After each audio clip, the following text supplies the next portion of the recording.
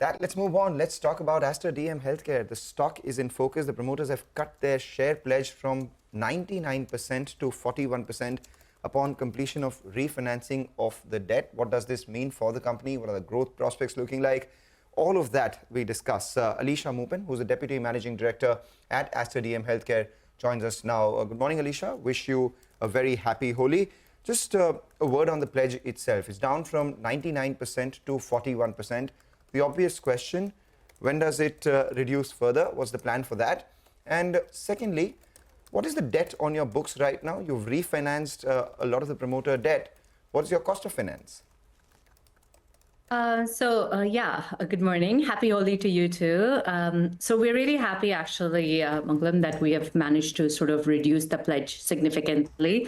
Of course, like you said, it's gone down from 99% to 41%. This was kind of needed at the time of the GCC transaction when we were selling, and it was just a bridge loan that required us to sort of take a large pledge. And because of technical reasons, even though we had kind of repaid a big part of the loan at that point, we could not reduce the pledge. So this refinancing with JP Morgan, HSBC, Barclays has actually allowed us to sort of significantly change the financial encumbrance, the LTV, all of that. So feeling, much better position for the family and for the company as well as we look forward to the future. And of course, as you're aware, there's a big growth prospect. Right. But we understand that, but that still doesn't answer our question. What happens to the remaining 41%? When does that get depledged? And the refinancing, I mean, what rate it has been done at? What is the promoter's leverage right now? Yeah, so the refinancing is being done at a very similar sort of 6% plus SOFR and stuff. So it's very competitive to what it was earlier. I think the bigger question that you're asking us, when does it reduce further, right? So we do believe that the merger is actually going to be a big part of us over the course of the next 1 year, further reducing it. So I think it kind of goes a bit hand in hand. So the goal is to reduce it significantly over the course of the next 12 to 24 months. Alisha, just to kind of close in on that point in terms of promoter ownership and pledging, can you tell us if promoters are comfortable with their current shareholdings? Would you look to add to it? Or at any point in time, is there still that plan of gradually letting go of a little bit of the company? No, so to be honest, we never kind of reduce our shareholding in terms of stake sale. It's been more reduction of shareholding because of the expansion that has happened. The merger. The merger, exactly. Yeah. So we are very positive and confident about sort of the growth prospects for Aster. So we don't think that, we don't have any plans, to be honest, of disposing of any or reducing our shares any further. Okay, all right. Hi, Alisha. Good to see you in, and thanks a lot for joining in here on CNBC TV18. Let's get two aspects out of the way. One is with regard to the merger. As of now, you're doing margins in that vicinity of around 19%. But you have plans that are going to take it up, I think, to closer to mid-20s. So what are the triggers in place for that? Point number one. And also point number two, your average revenue per bed, that's been nicely moving up. Where do you see that number stabilizing at?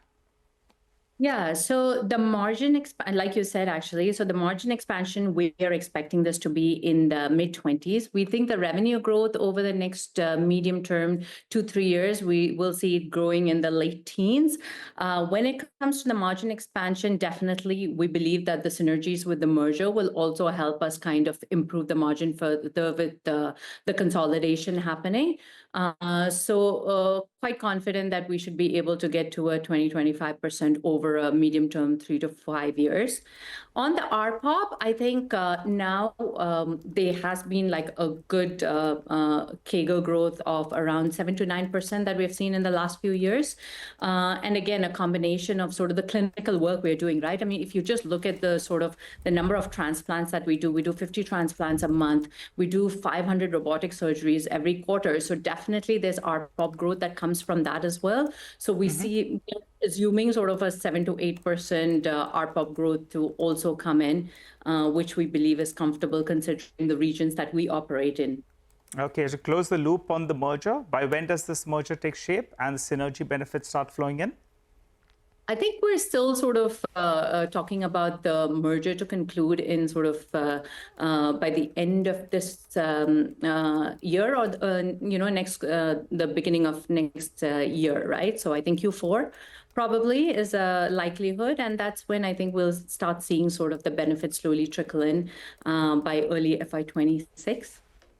All right, benefits come in from early FY26, 7 to 8% average revenue per occupied bed growth, late teens sort of revenue growth that you're anticipating, along with margins at around mid-20s as well. That's about, business as it is right now. Just a couple of things that are taking place.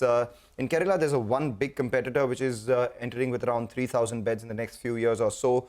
In the western part of the country as well, we had Adani's announced that they might, look at entering this space with a big hospital too.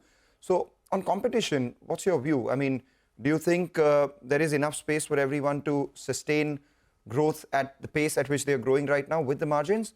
Or may you, look at some sort of consolidation as well? What if the Adanis write a good enough check? Would Aster DM be willing to sell some of their hospitals? We honestly think competition is always good. It just sort of improves the kind of the entire industry, and the demand supply requirements across the country is still significant, right?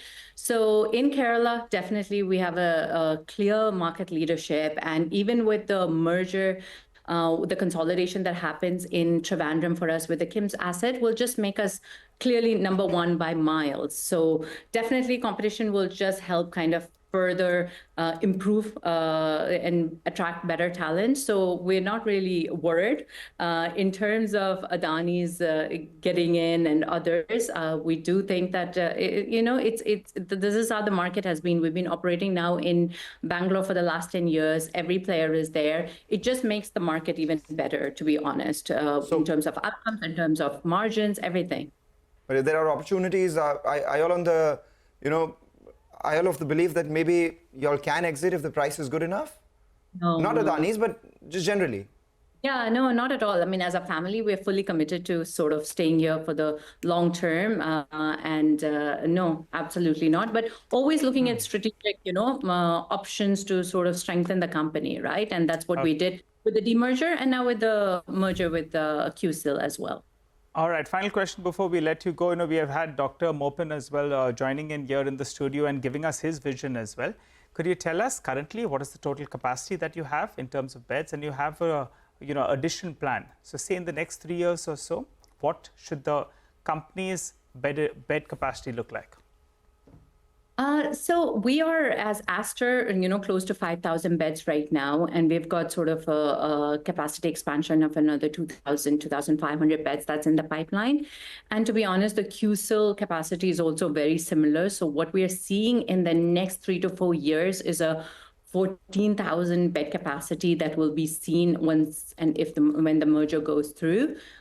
So we do have a very significant size, right? So I think integrating these platforms is going to be the most exciting thing for us, and I think that's will actually what will unlock a lot of value for the shareholders as well as for our patient and customers as well.